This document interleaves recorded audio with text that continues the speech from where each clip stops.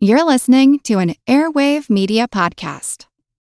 Welcome to From Beneath the Hollywood Sign. If you love old movies, Hollywood history, or the golden age of filmmaking, you've come to the right place. This is the podcast that talks about amazing stories of Tinseltown from another era and fascinating conversations with writer-producer Steve Cubine and actress-writer Nan McNamara. So, Steve, did Ava Gardner and Howard Hughes have a good relationship? Well, they did until he dislocated her jaw. What? Well, don't worry. She hit him back with an ashtray. From Beneath the Hollywood Sign is the gin joint for you. Recorded in Chicago, Illinois, with your hosts, Ken, Matt, Neal, and Jeff. This is Triviality. The cream of the crop!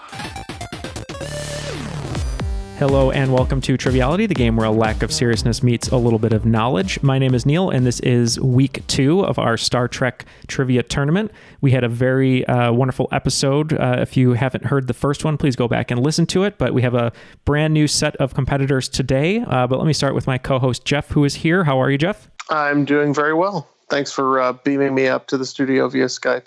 Well, I tried my best. I didn't have a lot of equipment here because things aren't shipping normally, but I did what I could with household appliances. And last week, we had both talked a little bit about our Star Trek experiences and knowledge, you with much more than myself. But how did you feel with some of those questions? Did you know a little bit about them? I knew a couple of them, I think 2. So I'm not a huge Star Trek fan, as I've said. I do love the original series. I do like the movies, but I say I'm not a big Star Trek fan, not because I don't love all of it, but because I haven't seen most of it. So, well, knowing you and the way that you've downloaded The Office and other shows, from what you've told me, you watch all those series multiple times. So I'm sure it'll just take a few more run-throughs that you'll have to get back. Yeah, I've been looking at my list of things to watch, and you'd think with all the downtime I've had not socializing through quarantine, I would have burned through more of it, but there's a lot of good stuff out there. Well, we do have someone, as we said in the first episode, who put together this wonderful tournament for us. We're very appreciative of that, and that is our own Star Trek expert, Matt Kirk. How's it going, Matt? I'm doing fantastic. Let's get ready to see what these guys have in store for Star Trek knowledge. Yes, we're excited. So we have 3 brand new competitors, and we're going to introduce all of them right now, JP, Candice, and Aaron. Let's start with JP. Why don't you tell us a little bit about yourself, and for all of the contestants, if you could have any gadget or invention from the Star Trek universe in your house, what would it be? All right. Well, hi, everybody. My name is JP Adams. I am from Roanoke, Virginia, and I work as a professional Magic the Gathering tournament organizer. Yeah, that's a job title one can have.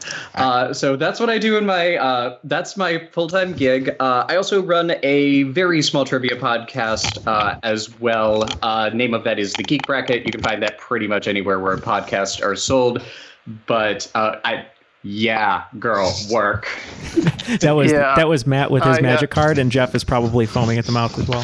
I was going to say, we can talk after the show. I was going to say, because literally, I came straight from, running an online tournament 4 hours ago to this recording session. I'm super hyped to actually be sitting in a trivia seat instead of running trivia. Unfortunately, because I come from a academia background, I'm much better at researching questions than I am answering them.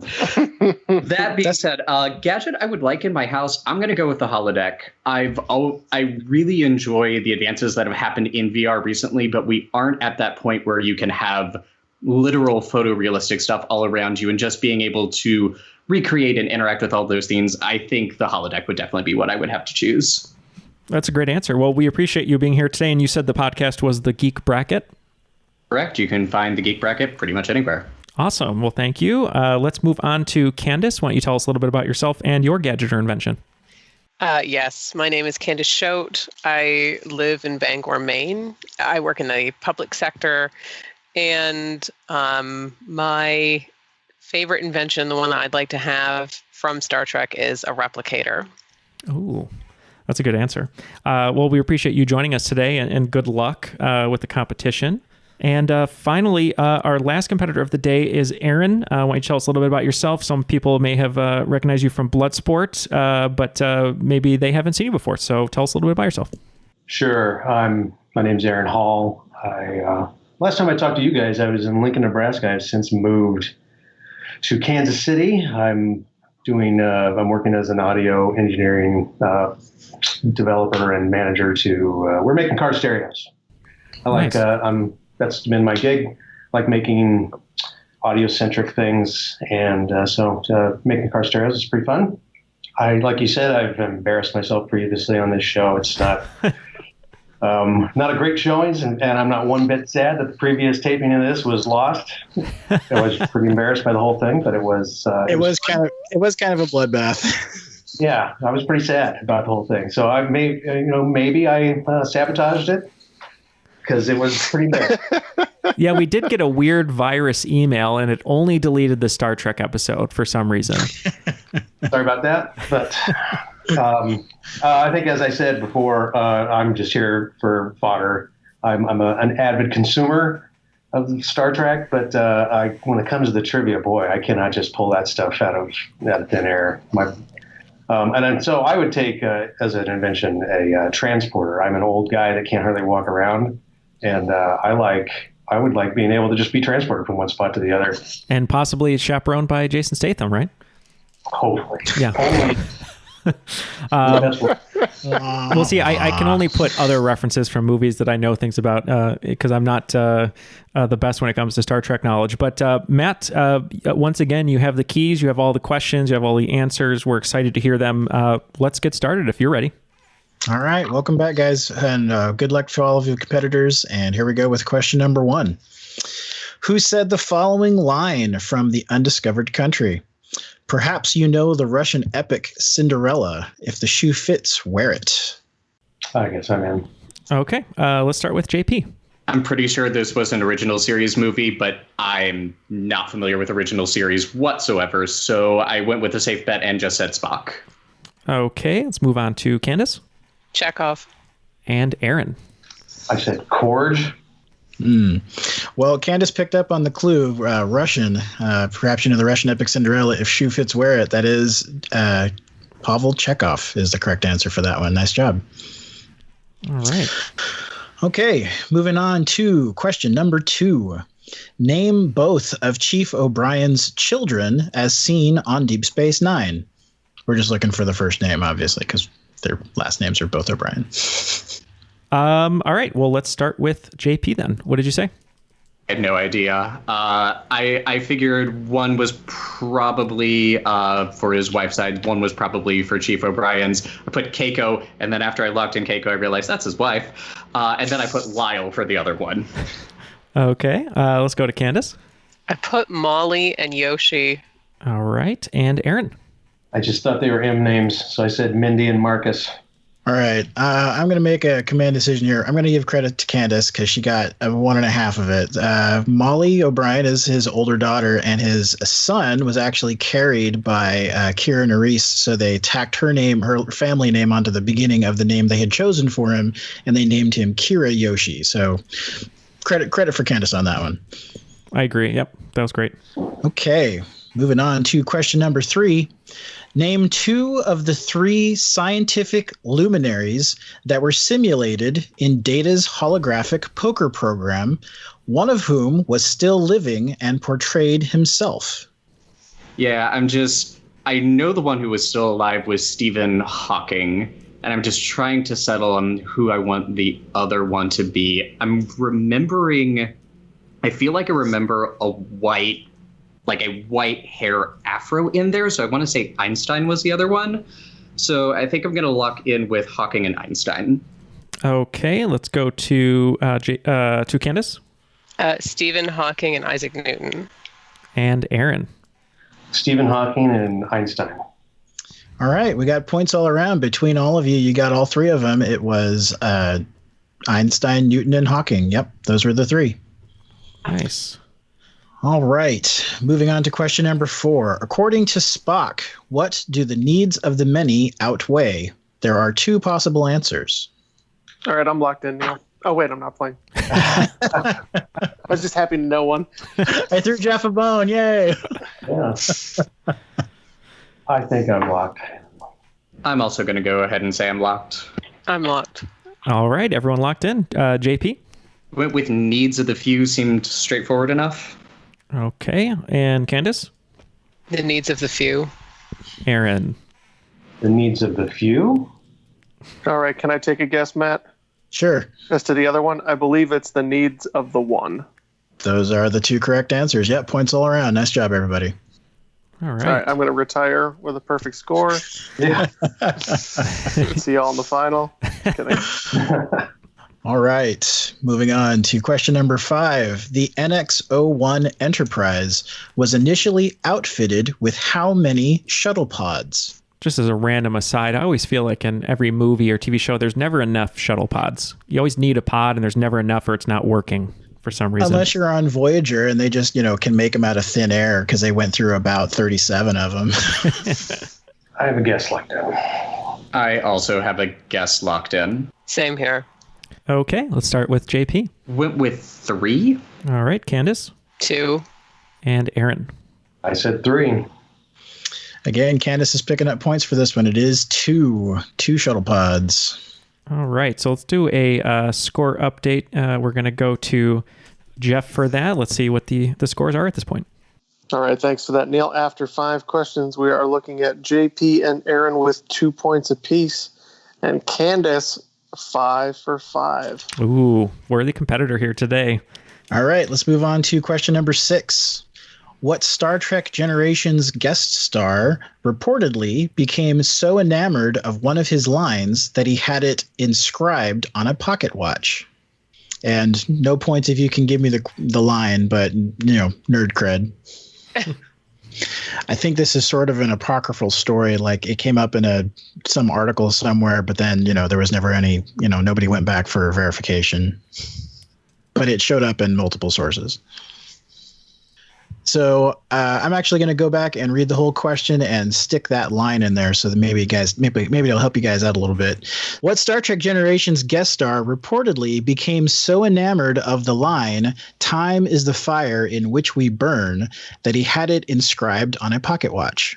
I can literally see the actor standing in some of these scenes because I think it's whoever the main antagonist is in this movie. I cannot figure out who it is. I'm going to lock in the wrong answer of Jeff Goldblum. Oh my God, that would have been amazing. All right, so let's start with Candice. Malcolm McDowell. And Aaron. Caligula, a.k.a. Malcolm McDowell. And JP. Hey, I'm sticking with Jeff Goldblum. Okay. There was the very, very oblique clue of the pocket watch in there, as in Clockwork, like Clockwork Orange. This was Malcolm McDowell. Yep. Nice job. All right. Moving on to question number 7. Who was able to successfully utilize the stolen Dominion fighter's virtual reality headset after Captain Sisko had suffered migraines as a result of trying to use it? Jeff, it sounds like if there was a character that I would be connected to, it would be Captain Sisko with the old migraines. You also appreciate him for his song, yes? Of course, his many chart-topping hits. I'm locked in. I'm locked in, I guess. I'm also locked in with a guess. All right, let's go back to Candice. Garrick. All right, Aaron. I said Jax.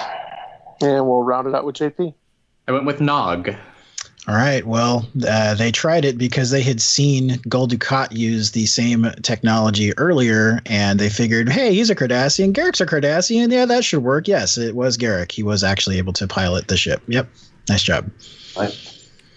Complete brief aside, but JP said he's a fan of Magic the Gathering. Garrick is one of my favorite planeswalkers, so I will try and remember that now. And hey, he's back with the new core set. That's right.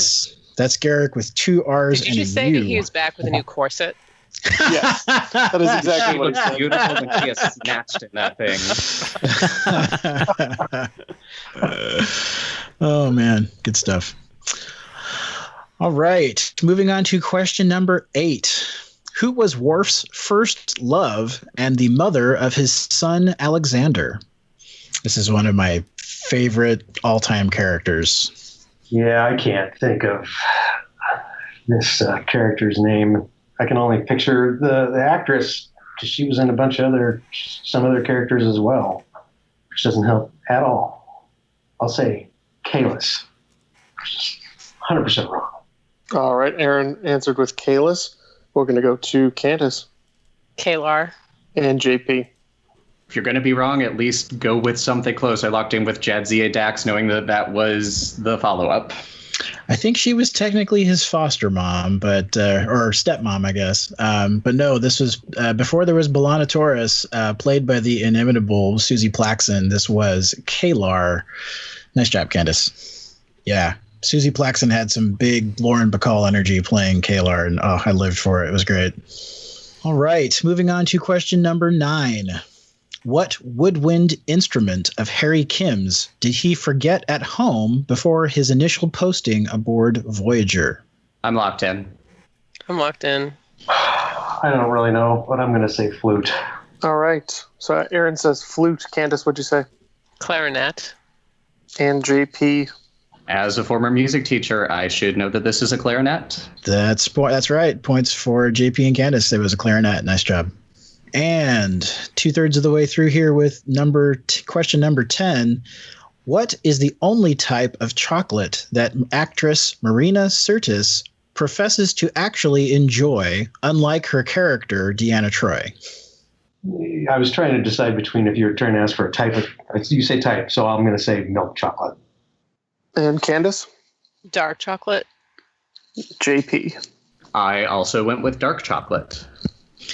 Yeah, Marina Sirtis famously tells the story of when she was in the episode called The Game, and she had to devour an entire ice cream sundae that was chocolate on top of chocolate, and they said the only type of chocolate that she would actually eat was dark chocolate. So she had to spit out the non-dark chocolate between takes in a bucket. So dark chocolate is correct. That's what we're going for. Nice job.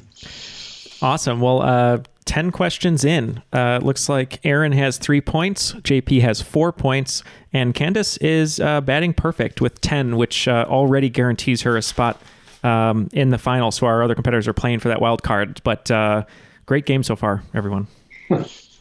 All right. Moving on to question number 11. Name the blonde-haired Borg specialist that served as Captain Riker's first officer in The Best of Both Worlds.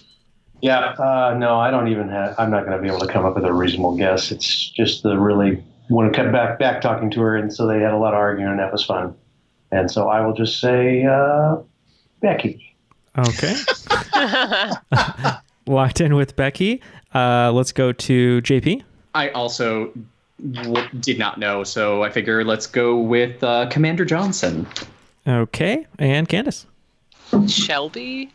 Oh, that's Yeah. Sadly, it was not Lucky Commander Johnson. It was Shelby, Elizabeth Shelby, played by Elizabeth Dennehy, Brandon Dennehy's only daughter, I think. She was in the news recently when he passed. She made a couple different videos about it. Yeah. And Aaron, I believe you were thinking of Becky with the good hair. Was that correct? Absolutely. Okay. All right. Moving on to question number 12. Who was James Kirk's only son who died at the hands of the Klingons? I think I'm locked in. I'm locked in. I don't know why I say I think I am. This is original series. I'm not going to know the answer, so I need to come up with a plausible name that James Kirk would name one of his sons in canon. It isn't William Shatner naming a son.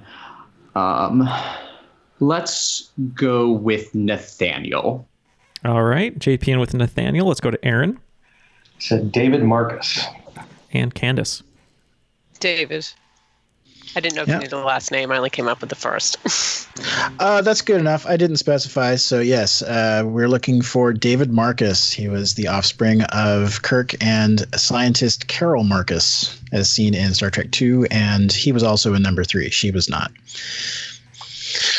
Okay, moving on to question number 13. If you know your literature, to borrow from another show, you might have a third of a chance at this one. Captain Archer's pet beagle was named after which of the 3 musketeers? I'm locked in with a guess. How's your knowledge of beagles, JP? It's definitely a 2 out of 5 bones right now. I'll be locked in with a wrong French-sounding answer. Okay, d'accord. Let's go to Aaron first. Said Porthos. And JP? I went with Marius. And Candice? I went with Bob. Man, if we could see Scott Bakula singing "Empty Chairs at Empty Tables," that'd be pretty awesome. No, we're actually looking for Les Mis. I'm here for that version of Les Mis. We're looking for Porthos. Porthos is correct. Nice job. All right, moving on to question number 14. Deep Space Nine had a small fleet of runabout shuttles that were all named similarly. What was their naming scheme? Well, I'm practically tapping out with a wrong answer. Yeah, I'm going to lock the wrong answer. I'm also locking in with a wrong answer. Okay, let's start with Aaron's wrong answer. Runner X. Okay, and JP? That the runabouts were named after past Cardassian leaders. Okay, and Candice? R1, R2, R3, etc. Well, no points for this one. Deep Space Nine shuttles names included the Rio Grande, the Yangtze Kiang, the Orinoco. These were all Earth rivers. They were Earth rivers that were named after the runabout shuttles were named after Earth rivers. Kira Nerys actually has a line about it towards the end of the show, towards the end of the run in season 7. She says, "At the rate we go through a runabout, it's a good thing the Earth has so many rivers." All right, and to round out game 2, here's question number 15. What was the name of the ancient warning that would-be members of the secret Romulan society, the Zhat Vash, had to endure as the final step of their initiation? I remember everything about it but the name, so I'll just lock in with guess. No, I don't know. I'm just going to tap out. I can't pretend. Okay. Aaron is going to tap out on that question. Let's go to JP. I remember this has something to do with them like arranging planets in order to be able to have the vision, but I couldn't remember what the ritual was called. I called it the Circle of Five because I'm pretty sure it has something to do with them pulling like 5 planets into an alignment or something like that. Okay. And Candice? I just called it ridiculously disturbing thing. Ridiculous, disturbing thing. It was definitely disturbing. And JP, maybe you had a little Battlestar Galactica in there with the Circle of Five and the final 5. I'm not sure, but this was in Picard towards the end of the series, and it finally gave away the whole plot of the show, and it was called the Admonition. The Admonition is what we're looking for. Well, I believe that rounds out game number 2. Jeff, what are our final scores? All right. After 15 questions in round 2, we're looking at the scores of 4 for JP, 5 for Aaron, and moving on to the final will be Candice with a score of 12. Great job, everyone. Well done. Well done. That was good. Let's start with JP. Why don't you tell us a little bit more where people can find you and what you're up to, and we appreciate you being here as well. Yeah, no, thank you so much for having me on. I saw the post go up in the crop, and it was like fantastic to have the happenstance of being on Facebook at the exact time that you were looking for people to be a part of this. As far as where you can find me, I am most easily reached on Twitter. You can find me at judge_JPA. And then if you want to hear my voice delivering trivia, you can definitely look for The Geek Bracket wherever you subscribe to podcasts. Wonderful. Thank you very much for that. Aaron, any last words from you? No, nothing much. Just thanks for doing this again and embarrassing me again. And thanks again, Matt, for that. Look, I mean, Neal and I have been on more than 200 episodes of our show, and we get stuff wrong all the time. So I think we're now qualified to be professionally wrong for a living. So I wouldn't worry too much about it. These were tough questions. So yeah, I'm a professional imbecile. So not for Candice. She crushed it. Candice did crush it. And speaking of that, Candice, how do you feel going into the final round? Fine. And that's the right I'm answer. a woman of few words. Hey, you're few words, but many answers, right? That's what it is. Well, we appreciate you joining us today. Thank you again to JP and Aaron as well. Matt, what can we expect for this final round? Is everything going to get harder? And is there going to be any sort of fitness tests or anything else? It might not be exactly what you would expect. A little bit of this, a little bit of that, but we'll see what we'll see if I can throw them a curveball or two for this last one. Awesome. Well, that sounds great. Thank you very much to all of our Patreon supporters for making these bonuses happen. We love doing them, having some bite-sized trivia that you can bulk up on before themed trivia nights. So thank you very much to all of you who help us be able to do these. We really appreciate it. For Aaron, Candice, JP, Matt, Jeff, my name is Neal, and that was Triviality.